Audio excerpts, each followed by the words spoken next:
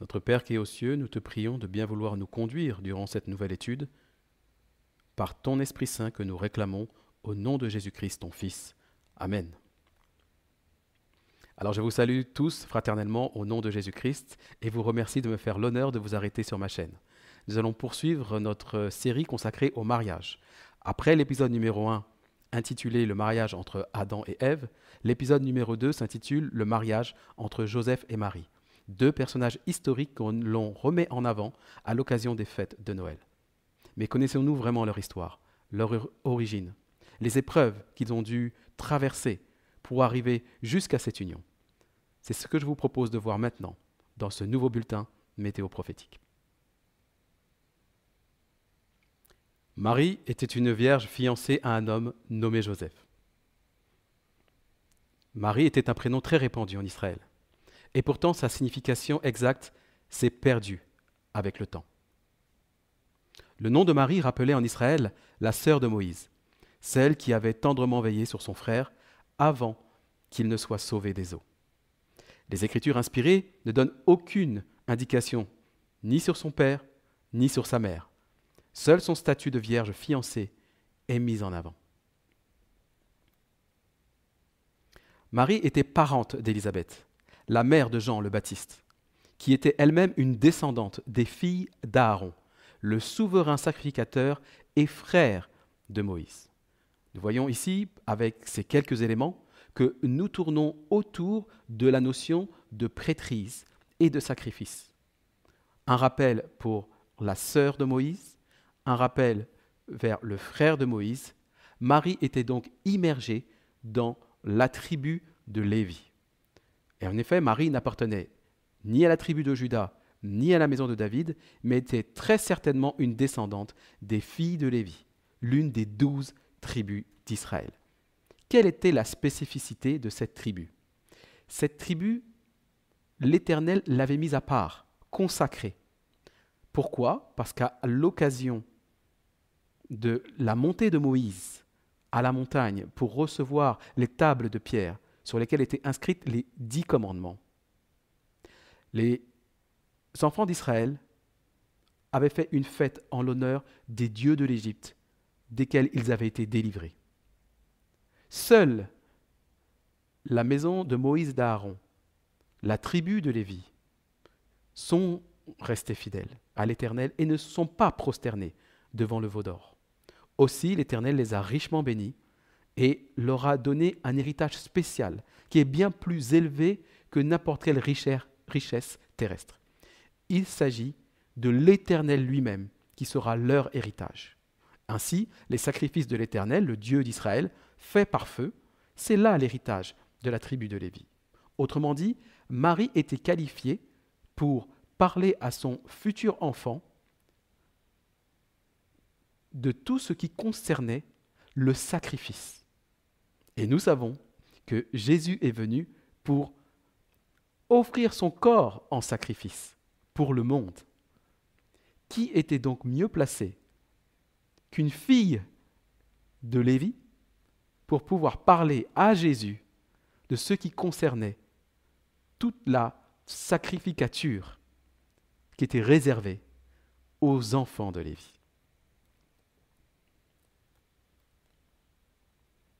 Alors, la Bible la plus courante dans le monde francophone et œcuménique est celle de Louis II. Louis II a choisi de traduire le terme grec ménistiu par l'expression verge fiancée, selon la conception occidentale du mariage. Mais le mariage entre Marie et Joseph n'était pas un mariage occidental, mais un mariage oriental. D'ailleurs, il se traduit par kinyan en hébreu, qui signifie acquisition. Alors je comprends qu'au XXIe siècle, cela peut choquer, mais cette acquisition était dans le même sens que l'acquisition qu'a fait Adam avec Ève. Adam est devenu le mari d'Ève et l'a acquis au prix de remettre son souffle entre les mains du Très-Haut, et en l'occurrence de son fils Jésus, qui est le créateur de toutes choses. C'est une acquisition avec un prix très élevé, celui de sa propre vie. Il ne faut pas donc comprendre le terme acquisition avec notre conception occidentale, mais avec une conception orientale. Et celui-ci se déroulait en 2 étapes distinctes. D'abord l'acquisition publique, qui se dit kiddushin en hébreu, et ensuite l'entame de la vie commune, nisuin en hébreu. Il faut savoir qu'il pouvait se dérouler environ 12 mois d'écart entre ces 2 étapes. Et cela était souvent le cas par tradition, mais aussi par obligation, car l'homme devait préparer la dot à apporter à sa nouvelle femme. Et il devait préparer aussi la maison à construire à sa nouvelle femme. Et il ne fallait pas moins souvent, d'au moins 12 mois, pour préparer le futur foyer qui accueillerait les époux. Joseph et Marie avaient dépassé le stade de kiddushin. Ils étaient bien mariés et non fiancés, mais pas encore celui de nisuin. Autrement dit, ils étaient mariés mais n'habitaient pas encore sous le même toit et donc n'avaient pas encore consommé leur mariage. Intéressons-nous maintenant à Joseph. Charpentier de métier, il était un modeste habitant de Nazareth, en Galilée, dont la réputation n'était plus à faire. Peut-il venir de Nazareth quelque chose de bon ? S'exclama Nathanaël, l'un des 12 disciples dont Jésus a dit « En lui, il n'y a point de fraude ». Nazareth était en Galilée. La Galilée était née d'un découpage administratif romain. Mais pour les Hébreux, cette province regroupe certains territoires de plusieurs tribus d'Israël, dont celle de Zabulon qui abrite Nazareth. Et Zabulon était le 6e fils de Jacob et Léa, sa première femme légitime. Son nom est tiré de la racine hébraïque Zabal, qui signifie habiter. On comprend donc que le but de Nazareth était de faire habiter Joseph et Marie sous un même toit pour accueillir le Messie promis, qui lui-même habiterait au milieu des hommes. C'est pourquoi le prophète Ésaïe l'a surnommé Emmanuel, ce qui signifie « Dieu habite avec nous ». Joseph était de la maison et de la famille de David, premier roi de la tribu de Juda, originaire du village de Bethléem. Bethléem était aussi bien connu du peuple hébreu depuis que Rachel, la seconde épouse du patriarche Jacob, y enfanta le fils de sa droite, Benjamin ou Benjamin. Et elle y fut aussi enterrée. Donc Bethléem avait déjà une réputation auprès du peuple d'Israël bien avant David. Le nom de Bethléem signifie la maison du pain en hébreu. Elle fut également surnommée Ephrata, la fructueuse ou la féconde. Et toi, Bethléem Ephrata, petite entre les milliers de Juda, de toi sortira pour moi celui qui dominera sur Israël, dont l'origine remonte aux temps anciens, aux jours de l'éternité. Jésus est le Fils de la droite de Dieu et le pain vivant descendu du ciel, dont l'âme humaine a cruellement besoin pour retrouver la santé spirituelle perdue en Éden à la suite de la désobéissance d'Adam et Ève. Je suis le pain vivant qui est descendu du ciel, dit Jésus. Et le psaume 45 dit « Tu es le plus beau des fils de l'homme », parlant de Jésus. La grâce est répandue sur tes lèvres. C'est pourquoi Dieu t'a béni pour toujours. Défends la vérité, la douceur, la justice, et que ta droite se signale par de merveilleux exploits. C'était un psaume prophétique sur le ministère terrestre de Jésus. Et il nous expliquait qu'il serait le plus beau des fils de l'homme, le fils de la droite de Dieu. C'est lui qui descendrait du ciel, d'auprès de Dieu, pour venir sauver les hommes et leur donner une nourriture qui leur permettrait d'avoir de nouveau accès à la vie éternelle. Et quoi de mieux que Joseph, un descendant de David, un descendant de Juda. Son métier, charpentier, celui de construire des maisons. Et lui, Joseph, il saurait construire la maison qui accueillerait Marie. Et il apprendrait à Jésus, son fils, à construire une maison qui accueillerait lui aussi tous ceux qui auront cru en lui.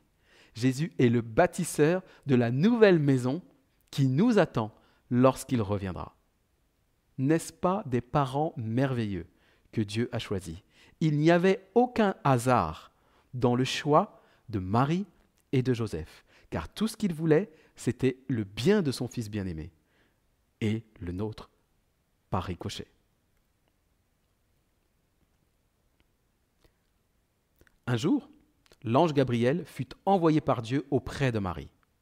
L'ange Gabriel était connu pour être l'ange qui a révélé 600 ans auparavant au prophète Daniel, à ce moment-là en exil à Babylone, les prophéties relatives au temps du jugement et à la venue du Messie. Son nom signifie « Dieu est ma force », Gabar en hébreu.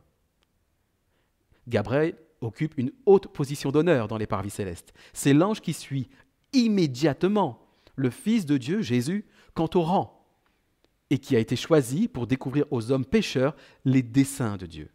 Dieu a donc envoyé son ange qui tient la position la plus élevée auprès de lui, pour annoncer à Marie la bonne nouvelle attendue depuis des siècles et des siècles,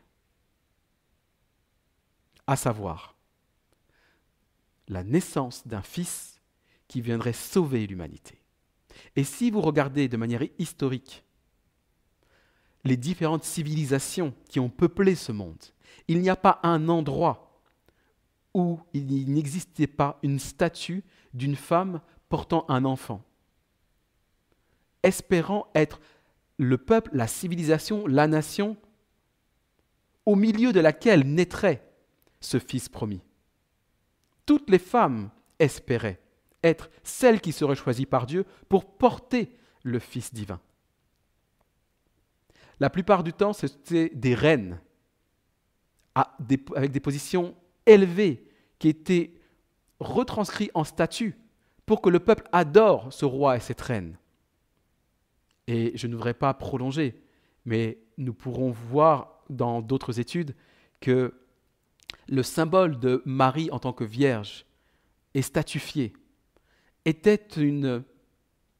plutôt un héritage de cette croyance païenne et cette espérance millénaire qui consistait à espérer croire que c'est dans notre propre civilisation, dans notre propre peuple, que naîtrait ce Fils promis.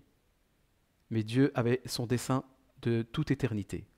Et il savait qu'il ne choisirait ni un roi, ni une reine, mais plutôt des gens de conditions modestes pour pouvoir accueillir son Fils dans l'humilité, lui qui était l'humilité incarnée. Le Père confia à Gabriel la bonne nouvelle, ce qui s'est traduit par évangile en grec, pour l'annoncer à Marie en l'absence de Joseph. « Je vous salue », déclara-t-il.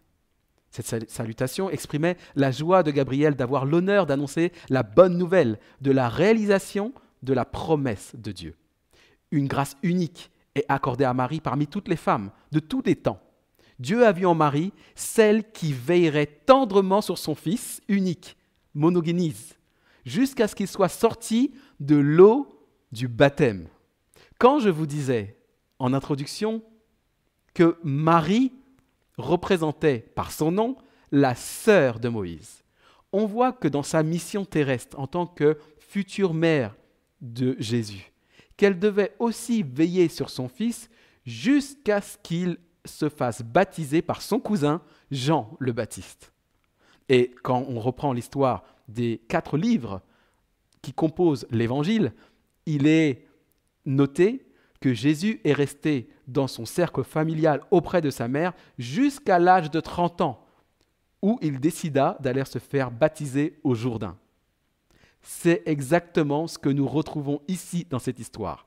Marie est donc la réalisation prophétique de la Myriam, sœur de Moïse. Et elle devait veiller sur son fils Jésus comme elle-même, Myriam, a veillé sur le panier d'osier posé sur la mer des roseaux jusqu'à ce que Moïse soit sauvé des eaux par une Égyptienne.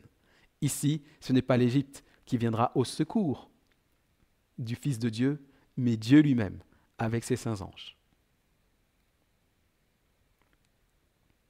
Gabriel lui dit, « Ce fils sera grand et sera appelé Fils du Très-Haut. Et le Seigneur Dieu lui donnera le trône de David, son père. » Il n'y a aucune ambiguïté dans les propos de Gabriel. Cet enfant que Marie attend est le Fils du Très-Haut. Il n'est pas le fils de quelqu'un d'autre. Il n'est pas un fils terrestre. Ses origines sont célestes.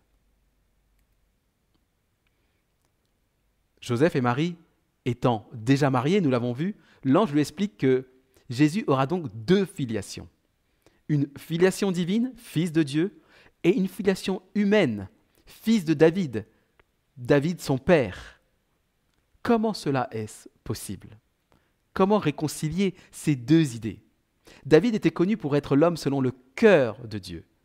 C'est pourquoi Jésus se surnomma lui-même le Fils de l'homme. Autrement dit, le Fils de l'homme selon le cœur de Dieu. Et oui, voilà en fait la véritable traduction du Fils de l'homme. Pour ceux qui ont plus de connaissances dans la Bible, souvent on nous explique que cela renvoie à Daniel, au livre de Daniel, où on explique que le Fils de l'homme va recevoir un royaume dans les cieux. Mais avant Daniel, il y a eu d'autres prophètes. Et le prophète David est celui qui nous donne l'explication de cet homme. À savoir que Jésus est donc bien monogénise, à l'image qu'était David. Et c'est pour ça qu'on l'appelle le fils de David, parce qu'il partage les mêmes qualités que David. Il est l'homme par excellence selon le cœur de Dieu. Voilà pourquoi on l'appelle aussi le Fils de l'homme. Et à l'instar d'Adam, ce fut le père du nouvel Adam, que représente Jésus, qui choisit le nom de son fils. Et il a demandé qu'on l'appelle Jésus. Et en hébreu, Yeshua signifie Dieu sauveur. Le Seigneur lui donnera le trône de David, son père. Qui est donc David ? David a régné effectivement sur la maison de Jacob, mais ce fut qu'un temps, 40 ans nous dit la Bible. Mais Gabriel annonce que ce fils du Très-Haut régnera sur la maison de Jacob éternellement, et son règne n'aura point de fin. Le roi David était celui que l'Éternel rendit vainqueur de tous ses ennemis. Il en est de même pour Jésus. Il fut vainqueur de tous ses ennemis, extérieurs comme intérieurs, car Jésus partageait la même nature que nous. Et donc, il avait aussi des ennemis intérieurs à combattre. Il était tenté comme nous, mais il a résisté et obtenu la victoire en s'appuyant sur la parole de Dieu. Et David proclama Jérusalem comme capitale du royaume unifié des 12 tribus. C'est lui le premier qui le fit. David est le personnage historique à la dimension messianique la plus développée de tout l'Ancien Testament. Des siècles après la mort de David, l'Éternel dit à Jérémie, le prophète, « Voici, les jours viennent où je susciterai à David un germe juste. Il régnera en roi et prospérera. Il pratiquera la justice et l'équité dans le pays. C'est bien au fils de sa droite que va revenir de régner en roi, à Jérusalem, éternellement. » Comment cela se fera-t-il ? Dit Marie, puisque je ne connais point d'homme. Nous avons vu. Marie et Joseph sont mariés, mais n'habitaient pas encore sous le même toit, et donc n'avaient pas encore eu de relations sexuelles. Mais Marie devine l'imminence de la réalisation de la prophétie messianique.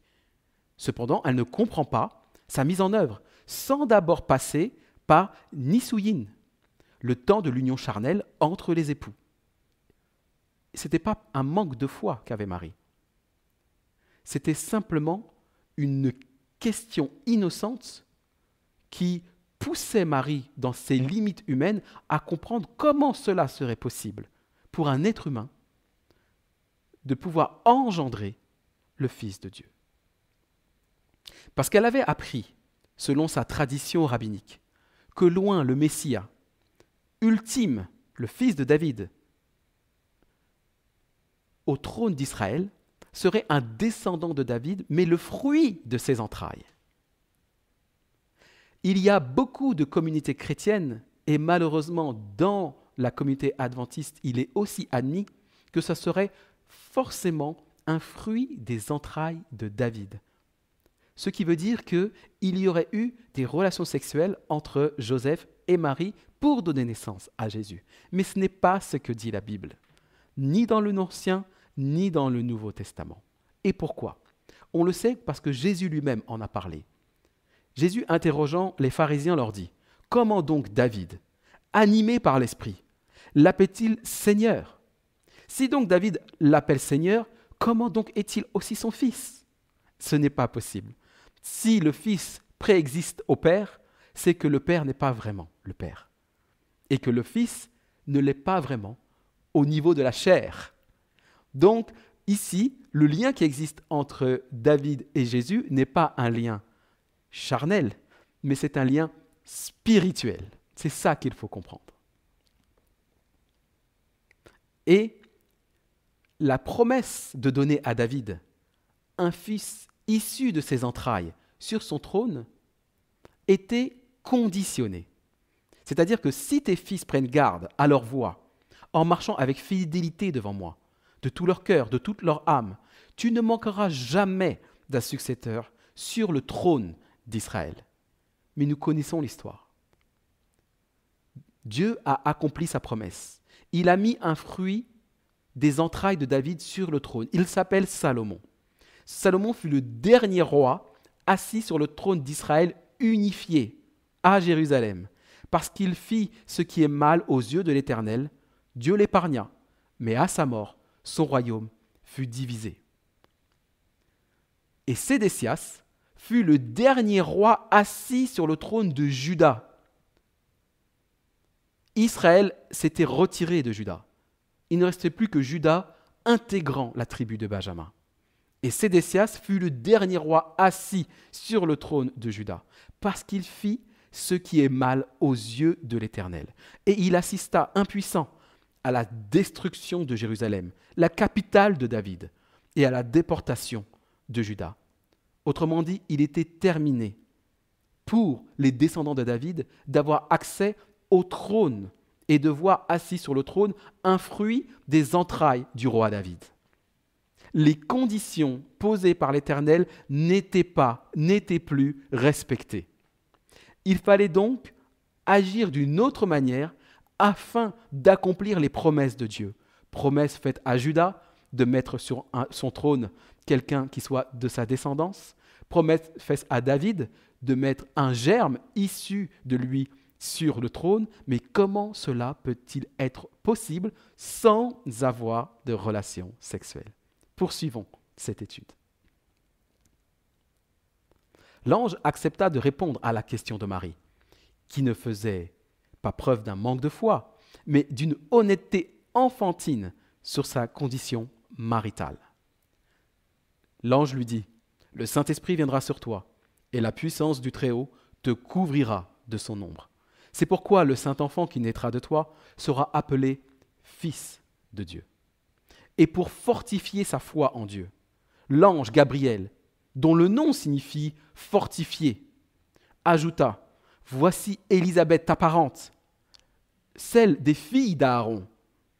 Elle a conçu un fils dans sa vieillesse, alors qu'elle n'était plus en mesure de concevoir. Et celle qui était appelée la stérile est dans son 6e mois, car rien n'est impossible à Dieu. » Voilà le message que Dieu voulait envoyer à Marie. Ne t'inquiète pas de la manière dont tu vas être enceinte. Je m'en occupe. Je te demande simplement de croire par la foi en mes paroles, et c'est moi qui agira pour rendre ta foi vivante. Poursuivons notre étude. Avant qu'ils eussent habité ensemble, de quoi parle-t-on à ce moment-là ? Joseph était au courant de l'entretien de son épouse, Marie, avec l'ange Gabriel. On imagine qu'elle s'est empressée d'aller rapporter la visite de Gabriel à son époux.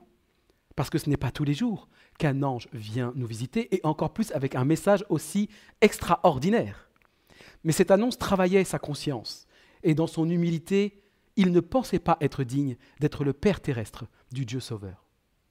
C'est la raison pour laquelle Joseph, son époux, qui était un homme de bien et qui ne voulait pas la diffamer, proposa de rompre secrètement avec elle. Oui, l'attitude de Joseph montre à quel point c'était un homme de bien. Imaginez-vous s'ils étaient uniquement fiancés et qu'ils rompaient les fiançailles et que Marie tombe enceinte. Qu'auraient pensé les gens? Que Joseph l'a quittée tout simplement parce que elle est tombée enceinte de quelqu'un d'autre. Et elle risquait donc la condamnation selon les lois de Moïse.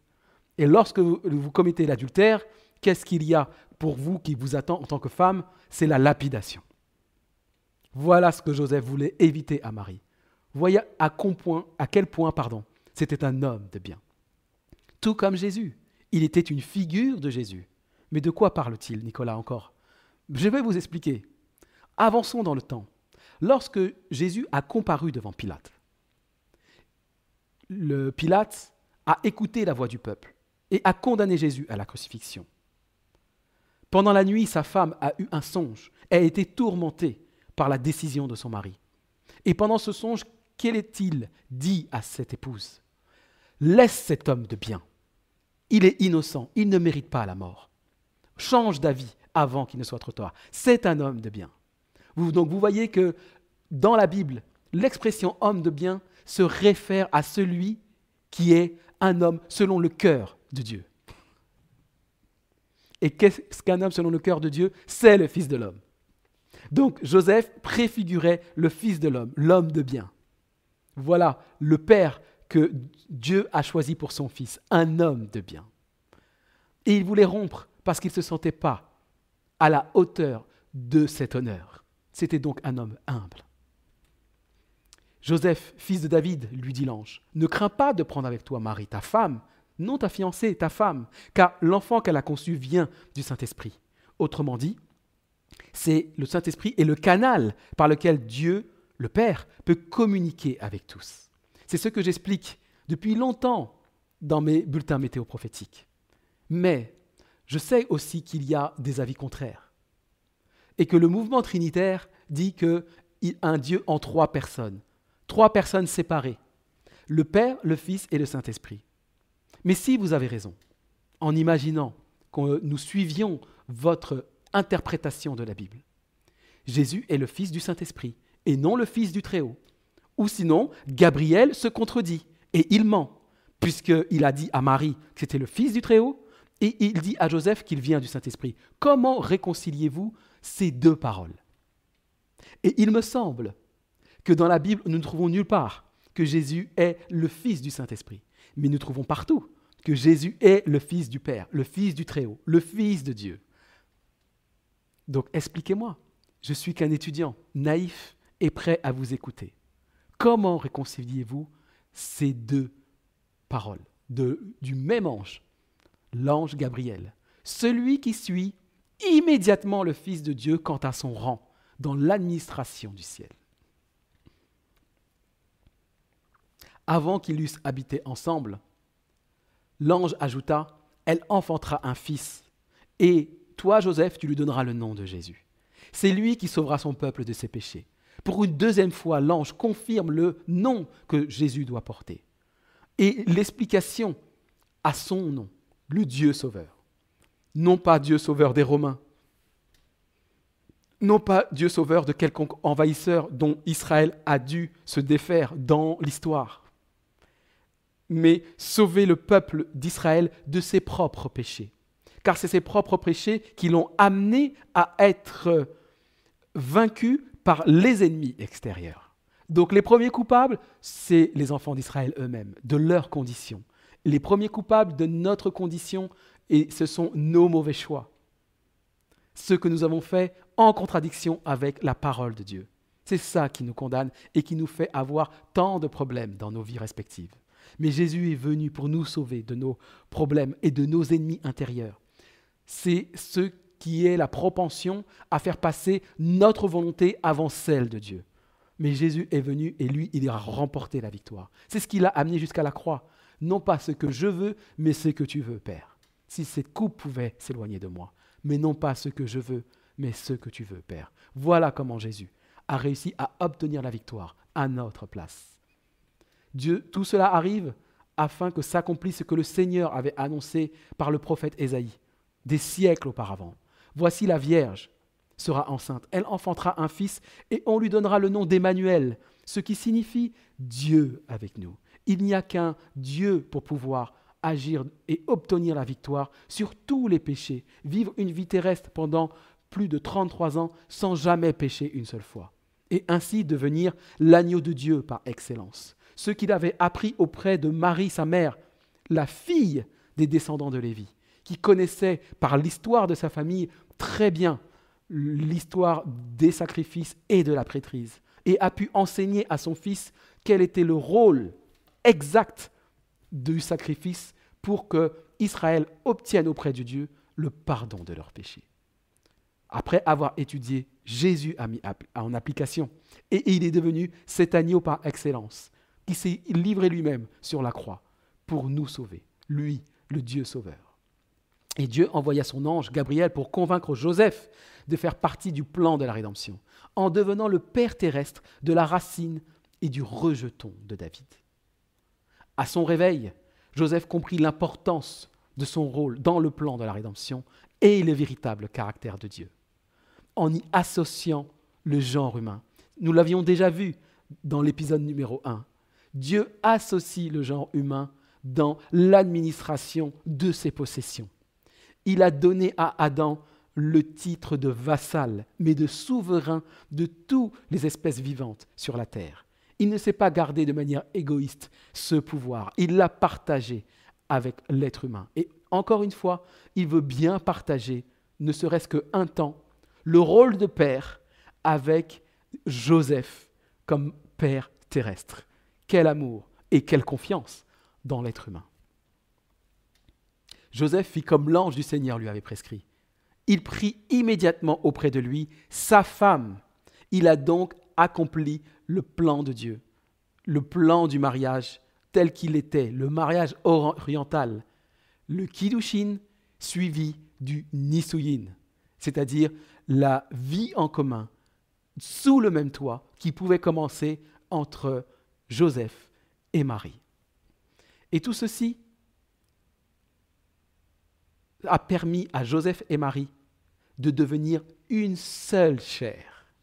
Voilà comment ce qui avait été annoncé d'avance à Adam et Ève est devenu réalité avec Joseph et Marie pour donner naissance au fils de David, au fils du Très-Haut. Effectivement, le mariage de Joseph et Marie est la réalisation prophétique de Genèse 2, le verset 24. C'est pourquoi l'homme quittera son père et sa mère et s'attachera à sa femme et ils deviendront une seule chair. C'est dans le cadre de cette union charnelle et non sexuelle, car Joseph n'a pas connu Marie tant qu'elle n'avait pas enfanté le fils promis auquel elle donna le nom de Jésus. Il n'y a eu aucun acte sexuel entre Marie et Joseph jusqu'à la naissance de Jésus. Et pourtant, c'était le choix de Dieu de choisir un époux comme Joseph pour Marie, afin que dans ce cadre, elle puisse vivre sa grossesse de manière sereine. Et ainsi, elle a pu donner naissance au Fils de Dieu qui vint dans le monde et il a pu croître et se fortifier auprès de ses parents dans ce cadre familial composé d'un homme et d'une femme. Ce mariage, en deux phases, préfigure également l'union en deux temps de Christ et de l'Église. L'Église étant la figure donnée dans la Bible pour parler du peuple de Dieu. Puisque souvent, la relation entre Jésus et son peuple est comparée à la relation entre un homme et une femme dans le cadre du mariage. Et d'abord, il y a eu la phase d'acquisition de notre époux, de l'époux de l'Église. Cela s'est passé à la croix. C'est à la croix que Jésus, le Dieu sauveur, est devenu aussi notre rédempteur, c'est-à-dire celui qui nous a rachetés, sauvés de nos péchés. C'est la première phase du mariage. Mais il y a une deuxième phase, nous l'avons vu avec l'histoire de Joseph et de Marie. C'est la phase du Nisouïn. C'est ensuite que nous vivrons sous le même toit que Jésus lorsqu'il reviendra en gloire avec ses anges sur l'ordre de son Père de venir nous chercher. En attendant, nous devons nous préparer à ces retrouvailles. Car Jésus a dit, « Il y a plusieurs demeures dans la maison de mon Père, dans le ciel. Si cela n'était pas, moi qui suis la vérité, je vous l'aurais dit. Je vais vous préparer une place, et ensuite, lorsqu'elles seront prêtes, je reviendrai vous chercher, pour que là où je suis, dans le ciel, vous y soyez aussi. » Voilà ce que Jésus est en train de préparer dans le ciel.